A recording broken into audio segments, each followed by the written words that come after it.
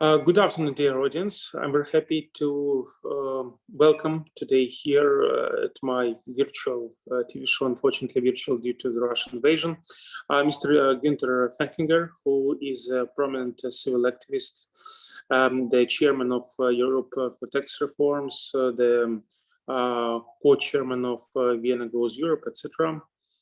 And Maria Volokh, who is a prominent political leader who stands against the Russian invasion into Ukraine and who had to leave Russia due to political pressure, which was executed over her due to her political position. So thank you very much, dear colleagues, for joining us. So I hope that our conversation will be very fruitful. Thank you. So Mr. Fehlinger, let's start with you. You participated in a very interesting conference in the European Parliament where people discussed the ways how Russia can be dismantled, and you even commented to some media outlets at this conference, and you promised that by the time Russia will be dismantled, you will learn 34 new names of newly emerged states which will rise on the eve of dismantled Russia.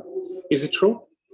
Absolutely, absolutely. It was very interesting. I would even say historic conference where they assembled Russian opposition and the movements for freedom of many of what is today regions of Russia, and they will be free and independent states in the future. And that was really, I think, a historic conference. And I was honored to participate with the Prime Minister of Free Chechnya. That was a very interesting personality. I was very honored to meet him. And also from Kuban and from Karelia, from Ingria, from Dagestan, from Buryatia, from Tatarstan. So many leaders who are fighting for freedom. I have a lot of respect for them, and I support their independence. I saw among the panelists Mr. Ilya Ponomaryov, who used to be the former member of Russian Duma and who voted against the annexation of Crimea. And he participated in this event, and it was, let's say, very funny. Well, I know him personally. I met him many times in Ukraine. And it was funny because actually I heard that he is advocating, let's say, a new Russia without Mr. Putin, and he even proposed his new flag, etc. So I don't understand how these two ideas actually correlate between each other. So first of all, he argues for, let's say, Russia without Mr. Putin, and secondly, he participates in forum about dismantling Russia. So he tries to sit over two chairs. What do you think? I would see it positive because he is a very courageous opposition leader. As a former member of the Parliament of Russia and now in the exiled Parliament of Russia active, he also raised a very big issue that the Russian delegation is invited to the OSCE meeting in Vienna in February, and I will fight that very much. And I think, you know, of course, the future of Russia is unclear. They will be defeated. Ukraine will win. That's for me very clear. But how exactly the dismantlement of Russia and the punishment of Russia will happen for this terrible war of aggression they have started, it's not decided.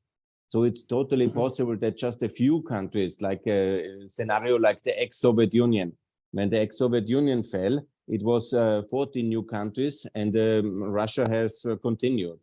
So it's also possible to have, for example, one central Russian state around Moscow and Petersburg, and maybe 20 new countries which are going along the southern, northern, and eastern periphery. That's also a possibility because nobody can really say what is the future ultimately.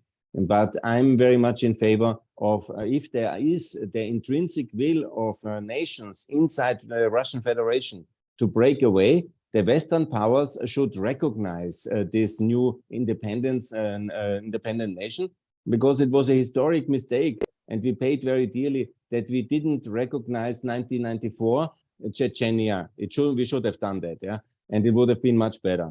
And this is the way forward. But I praise and I'm proud for all the Russian opposition activists, whatever their vision for a democratic free Russia is. We will work together after the fall of the tyrant of Russia, Mr. Putin, hopefully soon. Well, anyway, I saw the map. Actually, I reviewed the map, which was distributed in the European Parliament. And actually, I found out that St. Petersburg is considered as a separate state, as a capital of a new state in Greece. So it contradicts Yes. your vision. Yeah, it contradicts your vision. Maria. It's a good idea. Maria, you actually, well, I can't say that you oppose this vision, but still you criticize this forum because, as far as I understand, you think that this type of separatism, which was discussed during this forum, first of all, it's not possible to fulfill it in practice, and secondly, it is very bad for opposition to discuss this type of ideas. Why do you think so? Yes, I will say I strongly oppose this idea of the fall of Russia, and it's not due to my imperial thinking. I absolutely do not have this way of thinking, but this is so for two reasons. And the first reason is rather legal. How do we imagine the independence of all these states from a legal perspective if we still cannot normally recognize Kosovo? Still some countries do not recognize Kosovo, even in the EU. And all these precedents regarding the right to self-determination versus sovereignty are very complicated legally.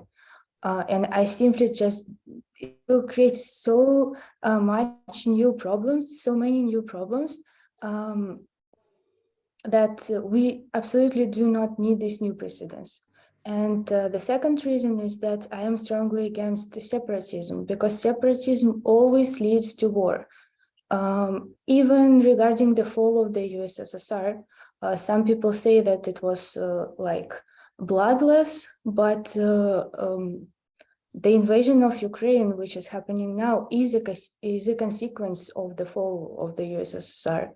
The situation in Germany, in Georgia as well. So it's just impossible to have the fall of a country without these consequences, such as wars and new aggressions. It can appear in, like, I don't know, 10, 15 years, but it will happen. And as a pacifist, I'm against wars and against more blood.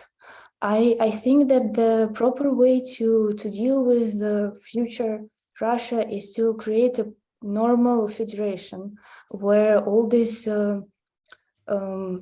states will have a proper level of independence, where they will have their own budget, and where the federal laws will be only limited to, let's say, defense, or like very concrete and limited things. But I am definitely against the fall of the country. Well, Maria, you know, unfortunately, Russian opposition is very weak, and actually, still there is no any single agenda of Russian opposition. At least I don't know such type of agenda. So this situation actually doesn't leave any other choice to such people as Mr. Fehlinger rather than to dismantle Russia. That's the future. In the future. I also wanted to say about Ilya Ponomarev, or maybe you, I don't know, but he is a huge fan of Lenin, and he perceives himself as a new Lenin. And like, to me, it's ridiculous when a Democrat is so impressed by communists. Like, this is the main problem of Russian opposition in general. Like, sometimes somebody's ideas can seem right, but if you look more into it, there are so many problems. And also Ponomarev calls for violence against Russia. And if you are against one war, why would you stop a war with another war? You know, like, you're either pro-human rights or you are, or you have double standards. And what they're talking about in this forum, what these members of Russian opposition are doing, is very double standarded. Mr. Fehlinger, I know many representatives of Russian opposition, and I find it's quite funny when they try to present that they are legitimate opposition. So they create the great so-called the Supreme Council of former members of different levels of parliaments. Actually, this was idea proposed by Mr. Ponomarev. So obviously, this allowed him to prepare nice business card with QR code, which actually you were given, as far as I understand, this his new business card. So I actually congratulate you with this. Maybe you will put this business card in your private museum when you finish the job as a Jean Monnet, and Europe will be united. But Thanks a lot. Frankly speaking, it's quite funny when European officials meet people who actually do not represent anything, who are out of politics, who can't influence anything, and they also don't have any ideas how actually to change situations. So it seems to me that they are simply waiting that the power, the authority will be given to their hands once Putin's regime is collapsed.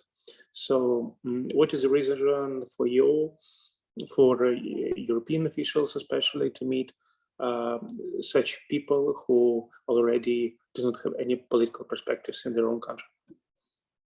Look, I met a lot of people in my life already in the last 30 years. I'm making human rights and economic transformation, political transformation in Eastern Europe. I met a lot of people who in the beginning were representing nobody, and later they were presidents and prime ministers of their countries. Yeah.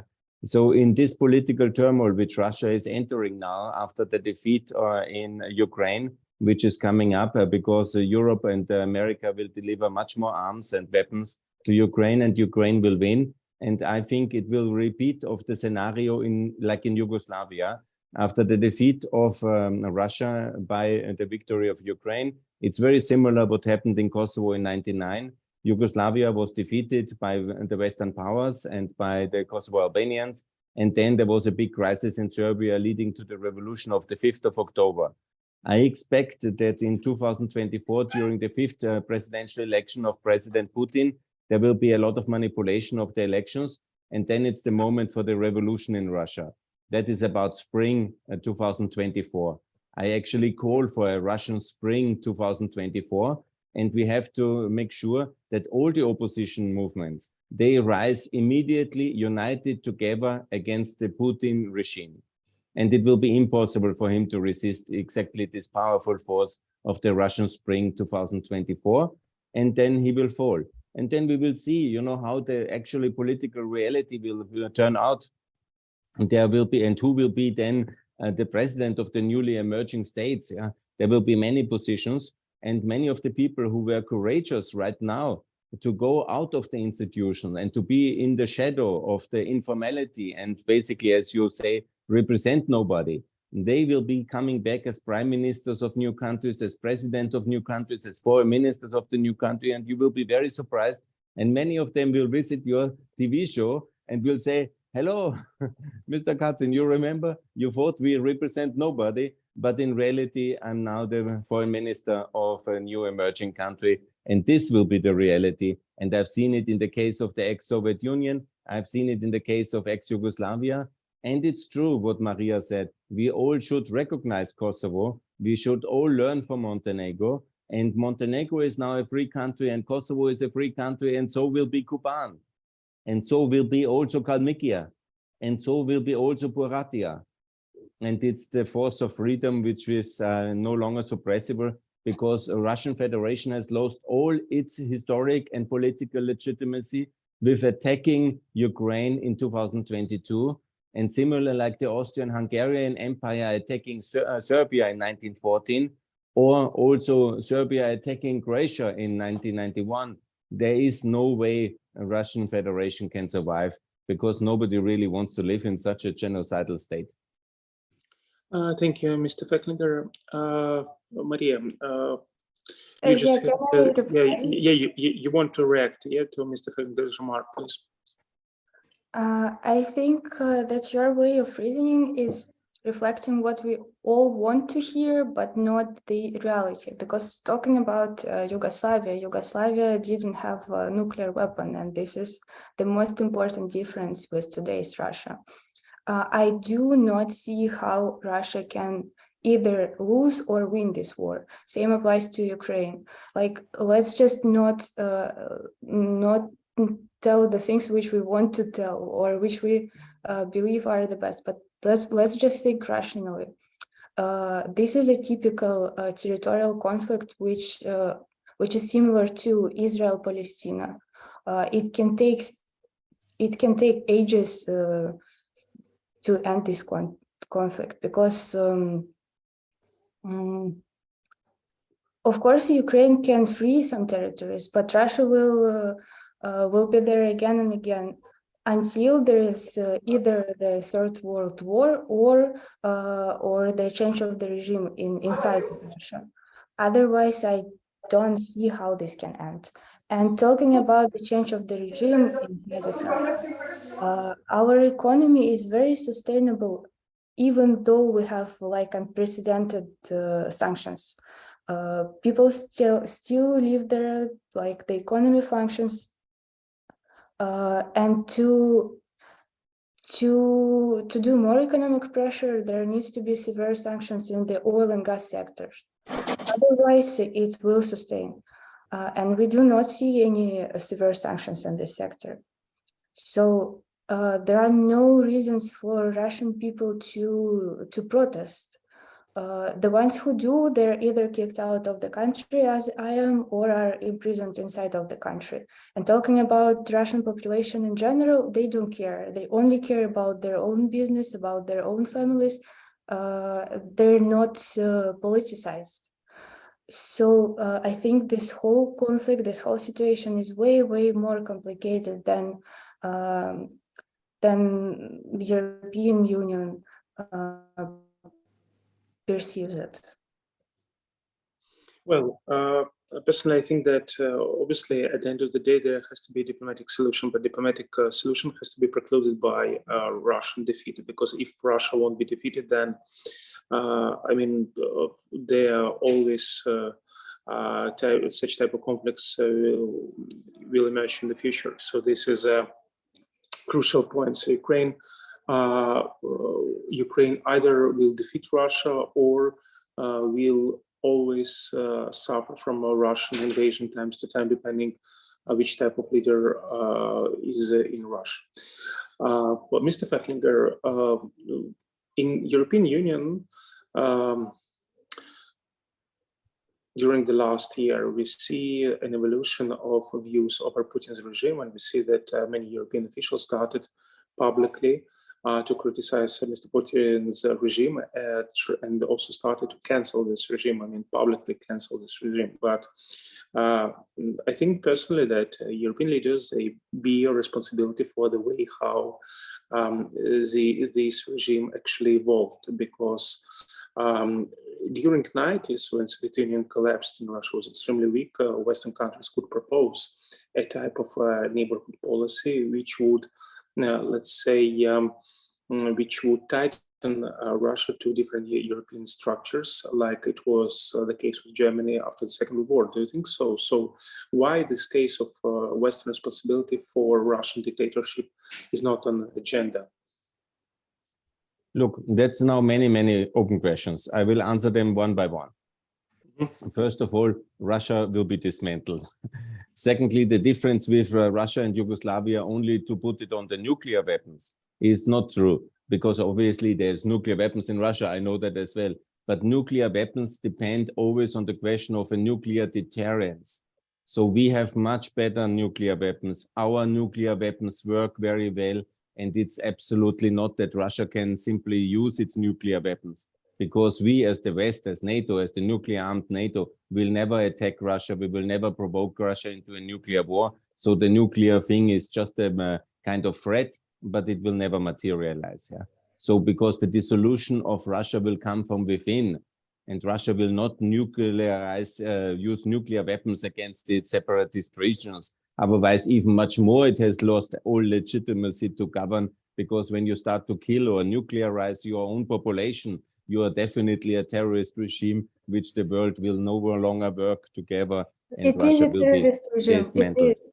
Like It the is absolutely important. completely Please. crazy. Yes. It is not legitimate, and it went insane. These are the things we need to understand. I understand it very well. I really understand very well the nuclear threats, but you know, it's always used by Putin to threaten everybody. It's not gonna happen. The nuclear option is absolutely only a defensive option for the Russian Federation and for the West in case of a common big nuclear war. The idea that there will be nuclear war for Ukraine is absolutely wrong, and a misconception of what nuclear weapons can do and what they are meant to do. And there's a big reasons why they have never been used in the past, and they will never be used again. Okay. Point. Second point is, because you were talking about the sanctions don't work, I have to refute this argument.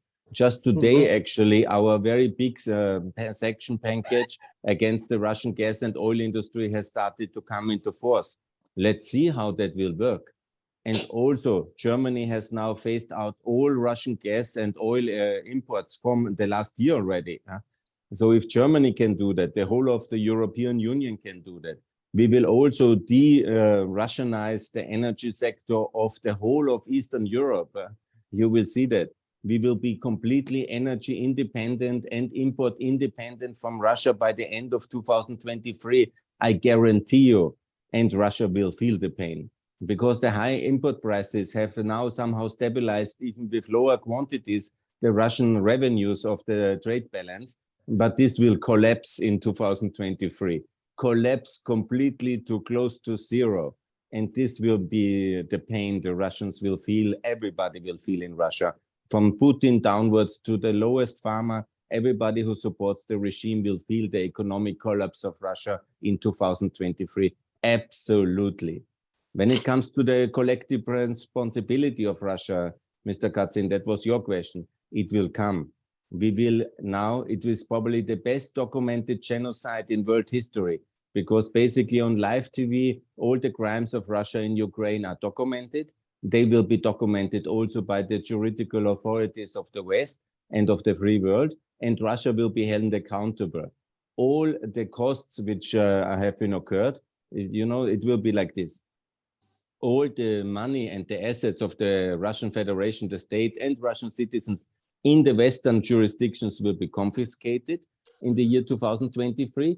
They will be held accountable.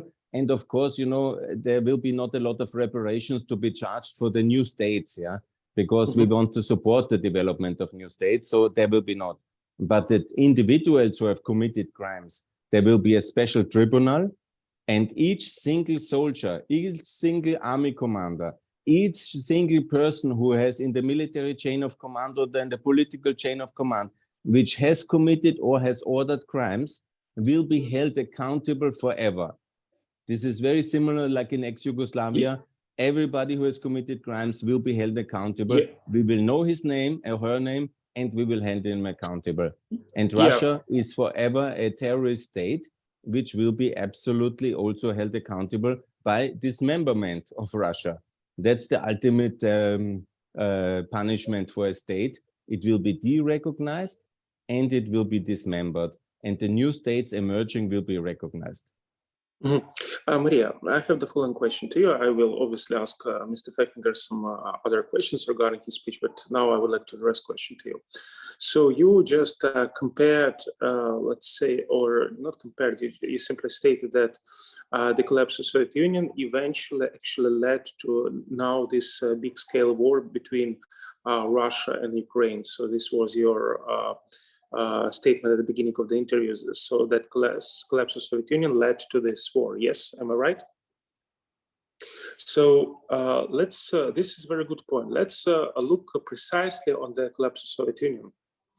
When we go through different republics and the way how different republics develop after the collapse of the Soviet Union, we will see that obviously half of republics like Estonia, Litva, Latvia, Georgia, Ukraine, Moldova, they became democratic states. So these republics of Soviet Union could not live together within the Soviet Union, because it was not possible to introduce a democracy in such a complicated structure like Soviet Union.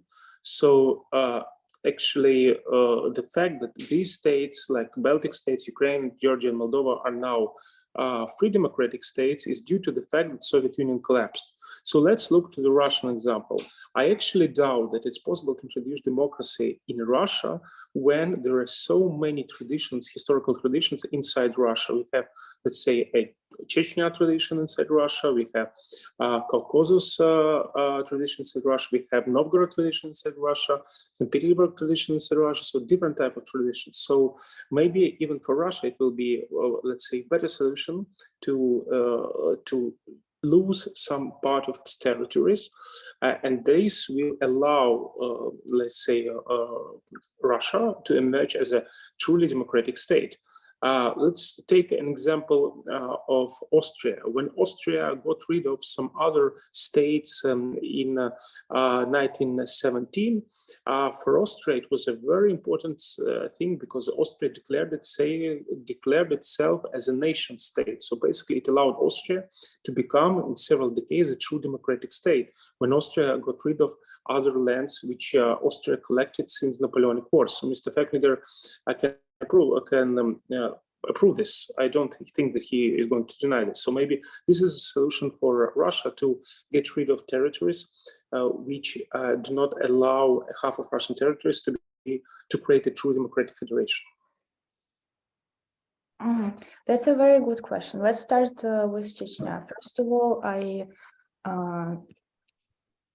if I would live during the war, I will definitely be pro-independence.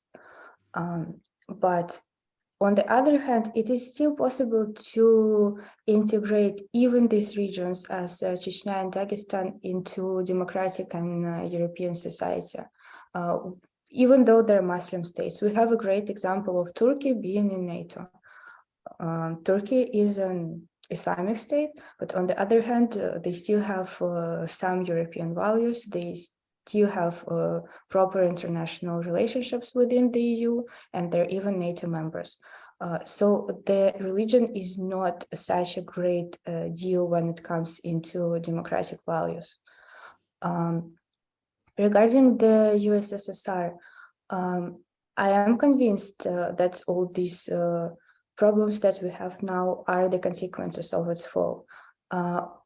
On the other hand, I'm also pro-independence of post-Soviet states, but the way I see it should have been done is some sort of an economic union, maybe similar to the EU, and like the best way would be to integrate all the states into the European Union, including Russia. If this would happen, then I don't think we would ever face today's problems. But Maria, you know what is, so this would be the best solution, but there is a very small problem. It's not possible for a state to be a part of. First of all, Russia is a too big state to be admitted to European Union. We understand this because for European Union it's very difficult to consume even Ukraine, because Ukraine has a population of 40 million people. It means that Ukraine will have many representatives in European Parliament, and together with Poland and other Eastern European states would be able to outweigh Western European states. And this was a very great precautions for Western states not to allow Ukraine to enter European Union. If you take, for instance, population of Russia, it's more than 140 million people. It means that it will completely, let's say, destroy the situation, a political consensus which now exists in the European Union. And secondly, Russia is not a democratic state. Only democratic states can integrate to European Union. And actually, let's look at CIS. Yes, so a Commonwealth of Independent States, which was created after downfall of Soviet Union. Why CIS failed? Because it's not possible to have integration arrangements when you have so many different states. Partially of them undemocratic states, totalitarian states like Russia nowadays. So just commenting on your statement, I don't think that Russia is capable to be part of integration scheme, because when you're part of integration scheme, you have to acknowledge that if you are Germany, you still have to respect the position of Malta or a position of Lithuania, for instance. Mr. Fehlinger, do you agree with me?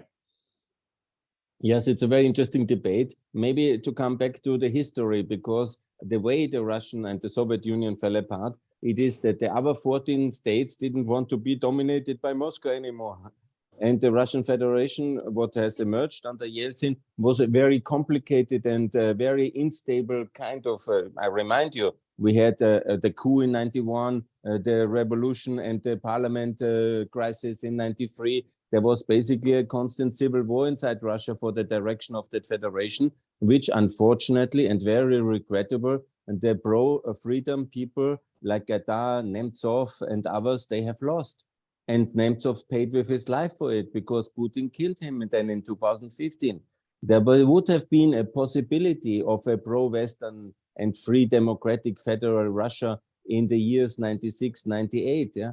But the KGB guys around Putin didn't want it. And they have basically turned everything around. And they have, from the beginning, with the Second Chechenian War, led a terrible war of attrition against their own population, because the Chechens were their citizens. They have reconquered Chechnya, and then they have started war by war over the last 23 years. And they have not shown in any way any kind of willingness to join a free world or Europe or something like with this kind of track record. I just remind you the Syria, Ukraine, Georgia, and so on and so on.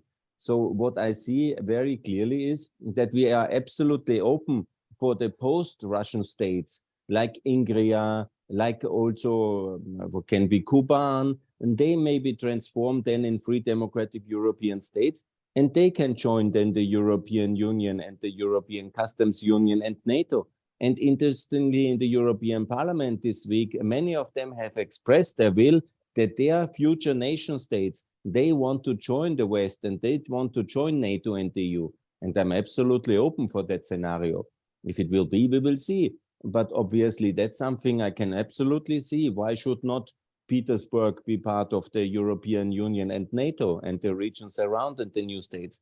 That's absolutely possible, because we don't have any kind of anti-Russian agenda, which Putin always claims. No, we love the Russians and all the people inside.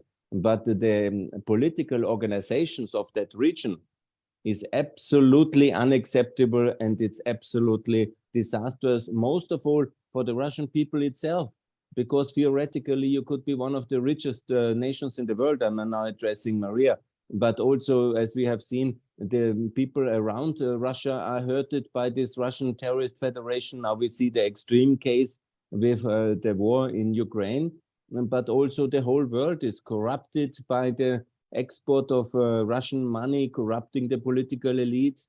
So it's a very negative influence which Russia currently under Putin has on basically the whole world economic and political system. And this will come to an end. So the Russians will live much better without the Russian Federation, and the rest of the world as well. And we will all live much better once Russia is dismantled. And that's why I'm very passionately advocating, let's think in that scenario, let's support the independent movement, and it will be a much better world for all of us. Thank you, Maria. After the 24th of February, 2022, I mean, many... You want to comment on Mr. Fehlinger's statement, please? And also your previous question. This is true that the EU is not able to accommodate such a huge country. But what I want to emphasize is that it is the only way to stop territorial conflicts and dictatorship on post-Soviet Union territories. The only way. Okay, I'm very glad to hear that you're ready to accept Ingrid into the European Union, and the wars around Ingrid will stop. Okay, thanks God. But what are we going to do with Chechnya and other states? Like, just let them be, let them deal with their own business, let them have their own conflicts between each other. This is like anti-human to me, to hear that if a country after Putin has like democratic values, okay, it is welcome, but the rest of them, the less democratic countries, will just, I don't know, have to deal with their own business themselves. This is so not just like unhuman to think this way. No, it's very human. It's very human. I offer all of the countries which come out of Russia membership in the Council of Europe, like Russia has been until now. They can be individual member of Council of Europe. I offer all of them the member in the OECD, like Russia is at the moment. I offer all the membership in the European Customs Union and the DCFTA, like Ukraine has it. That's very good. I offer them also a currency peg and to the euro. That is also what Lithuania has done and Bulgaria. Unfortunately, Ukraine has not done it now. And that's also very possible to have a currency link. I offer them a free trade agreement, their economic integration. You know, we have to be realistic. I don't say here at this platform online that Chechnya can be tomorrow a member of the European Union, because that's a huge way forward to go in the transformation of that society. And obviously, I say also Ingria, let's say the capital of St. Petersburg, is probably much more European than Chechnya, and we have to be very honest, or Buryatia. I don't see Buryatia a member of the European Union and of NATO, but Buryatia can be a country like Kazakhstan. Why not? It's absolutely possible. Altai can be a country like Kazakhstan. Siberia can be a country like Kazakhstan. But Chechnya, okay, we have to see. I had a very good impression of the Prime Minister and the democratic opposition of Chechnya when I met them. These are really very interesting and good gentlemen and people with a lot of passion and the understanding what the European democracy is. In a long distance future, I have nothing, why maybe also Turkey will one day be a member of the European Union. But we are not talking about such a concrete prospect like Montenegro or like Ukraine. Ukraine is absolutely ready for the European Union. It can be not in 2 years, that's too fast, but in 7 years, yes, in 2029 or in 2034, that is absolutely possible. For Chechnya, obviously, it has to be first independent. There must be a lot of reforms inside. And then in some decades in the future, why not? It can be a country like Azerbaijan, for example. It's actually a very similar country to Azerbaijan. And so I'm calling for a realistic approach towards the dismantlement of Russia. And it will be anyhow dismantled, because internally the people don't want to live in such a terrible state anymore. Well, actually, this is a good point which you just raised regarding Azerbaijan. Look to the relationships between Azerbaijan and Turkey. They're extremely close, but there are no Turkish politicians who really think about occupying Azerbaijan, because they speak the same language, because they have pretty much the similar culture, etc. Because Turkey understands that Turkey is part of NATO, and let's say Turkey can't deal with this situation. It's not really possible to occupy Azerbaijan from Turkish perspective, even though they are very close. Regarding the situation, let's say regarding the situation inside Russia, current situation, this question will be my question addressed to Maria.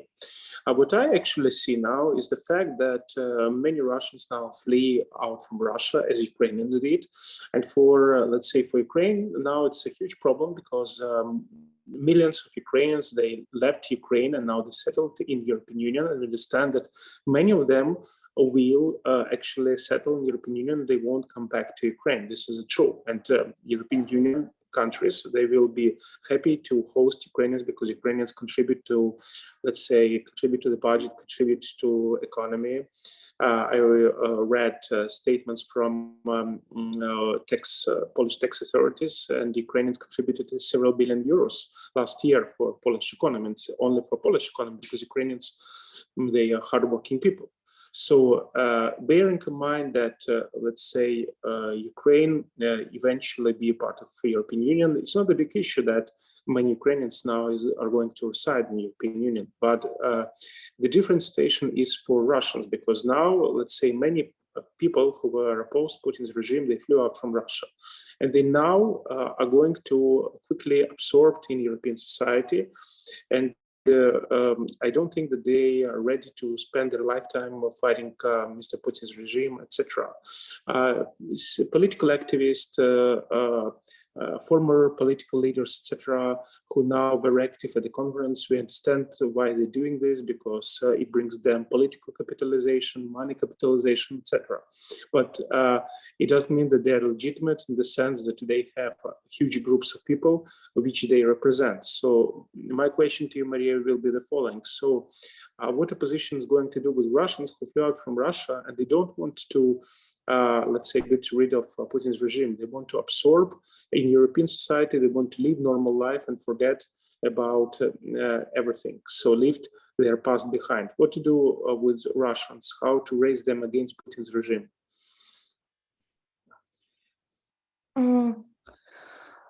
You know, there are different immigration waves. Most of Russian people who just don't want to think about politics and want to just live their lives in the EU, they immigrated long time before the war.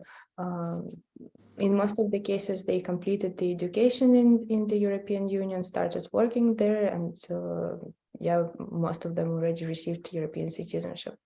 The immigration waves we see now, regular, like not politicized Russians usually go to Georgia, Armenia, Kazakhstan, these countries, not European countries, because it is very difficult to get even touristic visa now to get to the EU. And the ones who go to the EU, they have rather political reasons to go there, as you said. So I don't really see the issue with this. Mm-hmm. Thank you. Mr. Fehlinger, we are coming to our last part of conversation, and I would like to ask you about the situation in Austria. We have many, let's say, common friends with you in Austria, and what I noticed, because I'm very friendly with Instagram, etc., what I noticed, our several friends, they post, let's say, their photos from events which they organize outdoors promoting Ukraine. And what I noticed that if, let's say, last year there were thousands of people who participated in these events, now maybe 50, maybe 100 events participate, 100 people participate in these events. Why we see such, let's say, drop of interest in this type of events among Austrians and among all Ukrainians who now reside in Austria? What is wrong with, let's say, political representation of Ukrainians in Austria? No, I think there's nothing wrong. I want to correct that, because you will see on the 24th of February, we will do a big demonstration again in solidarity with Ukraine, and there will be a lot of people out there. At the moment, it's just, you know, a little bit cold in Austria. And, you know, you have to also, after the winter and after a lot of activities, some people are maybe exhausted, and it's very cold for outdoor activities at the moment. Well, to be honest with you, I know what does it mean. To be honest with you, I know what does it mean to live when it's cold and when yes, no exactly. light, you know? So yeah, I know that. I have full solidarity with Ukraine. And of course, you know, we are spoiled Western Europeans who don't know the pain of the Ukrainian people right now. But forgive us for not going so much on demonstrations now in the winter, but be sure now for the first year, there will be a lot of people, and your solidarity in Austria and in all over Europe with Ukraine when it comes to financial support. We are now spending much more than last year. They're planning for the billions of euros, which are coming from the European Union. Also now we have the breakthrough with the tanks, yeah. We will send a lot of tanks, and it's just the beginning. We will send a massive armada of Leopard tanks towards Ukraine in the framework of 2023. We will also win the debate about the Leopards. And we have just Leopard, and also the jet fighters. You will see that in the spring, you will also have American jets, F-16s at for your disposal. and the American president and the European institutions. Now just at the summit, EU-Ukraine summit, there was such a solidarity and so clear statements of a Ukraine's EU future. This was unprecedented. So I would be very optimistic here. The solidarity with Ukraine is unbroken, and it's actually a very strong bond which we have. And the worse the atrocities of Russia will get, the more the solidarity will be. And you will see our financial, industrial, fiscal, and political support for Ukraine will carry you onwards towards victory. And we will also be united when we face the dismantlement of Russia. Well, it's true actually that Austria opened the fully opened labor market for Ukrainians. Yes, it's true. Even other states do not enjoy such privilege. Actually, you posted this information because before I didn't know about this. Then I read about this from your From April on, all Ukrainians will be equal, like the Swiss and the Norwegians in the Austrian labor market. It's a big achievement. Mr. Fehlinger. Mr. Fehlinger, another thing is Western companies which continue to continue business operate in Russia, and it's a very, very poor fact because new studies revealed that only 8% of Western companies left Russia since Russian invasion to Ukraine. This is a big problem because these companies, they continue to do business with Russia. So now we come to a very important point. So because and this point actually is raised by different representatives of Russian opposition different times when they say, look, when you sanction Russia, it means that you sanction Russian people, but you don't sanction Russian government, because at the end of the day, part of the sanctions, they let's say they do not allow a Russian to flee out from Russia. It means that they continue to stay, continue to contribute to the war financially. So such type of sanctions has to be, let's say, has to be waived off. You simply have to concentrate on sanctions on oil or on refined oil, etc. You know, like putting a price cap, etc. So, what do you think about revising sanction policy? Because maybe it's true that let's put it straight that European business continue, unfortunately, to trade with Russia. Western companies continue to trade with Russia. Maybe we have to concentrate on the main sanctions, like oil, refined oil, etc. So not to allow this money going to Putin's pocket and financing their Russian invasion to Ukraine, and not canceling ordinary Russians who, let's say, are against Putin and are ready to flee out from Russia. Yes, you know, the truth is that we have 10 sanction packages now. The 10th is under development, and it will be now very strict another package. And we will do every 2 months for the EU summits, we will do another package. So it will be 11th, sorry, my battery is low. It will be 11th package, and it will be 12th package, it will be 13th package. And by the end of 2023, we will basically have sanctioned the whole Russian economy. And it will obviously hurt everybody in Russia, and that's the whole idea. Because we should be very strict, because there is a certain element of the Russian society not caring for the genocide committed by Russia, and we have to punish them.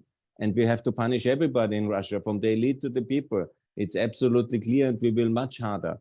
And coming to the companies, because what I called from the beginning to end all European investment in Russia, and it would be much better, because the companies who left early, they were the smart ones.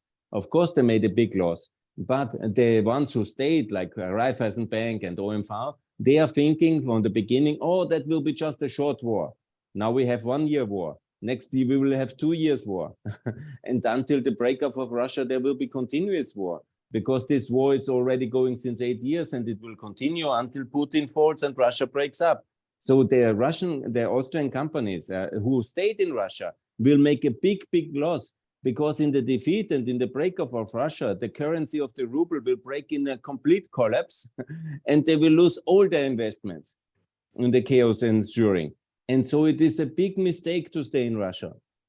It's a tragic mistake. The shareholders will sue the owners of these companies in the oil and finance and insurance and retail business who stayed in Russia, because they have basically risked the whole capital. They could have at least sold the companies in the first war year when it was still possible under some deals. Yeah, but this is a complete disaster to stay in Russia, because the future of Russia is very bleak, and it will be a disaster economically as it's political and military disaster. And this will be very painful for the shareholders of these companies. And I appeal to all Austrian companies, to all European, American, whoever is invested in Russia, cut your losses, accept that you lose, and go out of Russia as fast as you can, because the future will be even dramatically worse, and you will lose all your investment, and you will face liabilities by your shareholders. Thank you. And the last question to Maria. Maria, you now you now reside in Lithuania, and Lithuania is really not heart of fintech in European Union, but also a place where many opposition leaders, Russian opposition leaders, actually reside. So how can you assess the situation with the opposition in Lithuania? And do you foresee any possibility for opposition to come to a single agenda? To come to a single agenda? It's such a difficult question, because many people say that Russian opposition cannot offer anything like in common. And I think the main reason to it is Navalny's team, because Navalny's team is very distant from all the other opposition. They are very sensitive about their own power and popularity. And of course, Navalny is like the main opposition leader in Russia, and this offer to unite should come from them. Without them, it's unlikely that we will be able to do something, and they definitely don't want to offer this unity. And talking about the rest of the opposition, as I see here in Lithuania, yes, everybody communicates with each other. There is this forum taking place in Vilnius, where different members from the opposition take place. And more or less, at least informally, like there is some communication. But on the other hand, we also have such people as Ilya Ponomarev, where it will be like not very ideologically right to unite with, because we propose different things and we have different values. And we are, for instance, strongly against communism. So I don't see the reasons why we would unite with such a person. Thank you very much, colleagues. Personally, I really welcome decision of the organizers of a mini conference for safety to invite Russian opposition representatives instead of Russian officials who are involved in Russian invasion to Ukraine. So I was very happy to host today Mr. Gunter Fehlinger, one of the prominent political activists, the chairman of Europe for Tax Reforms, other organizations of pro-European nature, and Maria Volokh, who is a Russian opposition leader, lawyer, and civil activist. Thank you very much, colleagues, and have a nice day. Thanks a lot for the invitation. Thank you.